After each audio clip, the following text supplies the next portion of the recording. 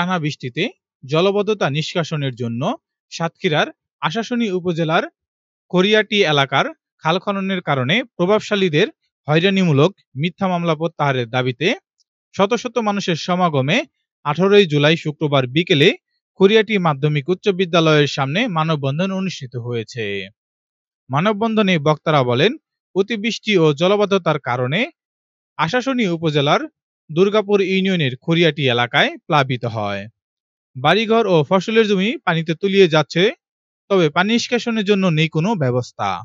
জলাবদ্ধতা নিরসনের জন্য খাল খনন করা হলেও প্রভাবশালীরা নিজেদের স্বার্থ হাসিলের জন্য খাল খননে বাধা দিচ্ছেন এবং এতে করে এলাকার জলাবদ্ধতার সমস্যা দিন দিন বেড়েই চলছে। ফলে এলাকার প্রভাবশালী স্বৈরাচারী আওয়ামী লীগের দোসর, মামলাবাজ ও ভূমিদস্যুরা এলাকার অর্ধশত মানুষের নামে মিথ্যা হয়রানিমূলক খাল খননকারীদের বিরুদ্ধে মামলা করেন। মামলার কারণে এলাকার মানুষ এখন আতঙ্কের মধ্যে দিন কাটাচ্ছে। খাল খননের ফলে এলাকার দুর্ভোগ নিরসন হবে জানলেও প্রভাবশালী ব্যক্তিদের কারণে তা সম্ভব হচ্ছে না।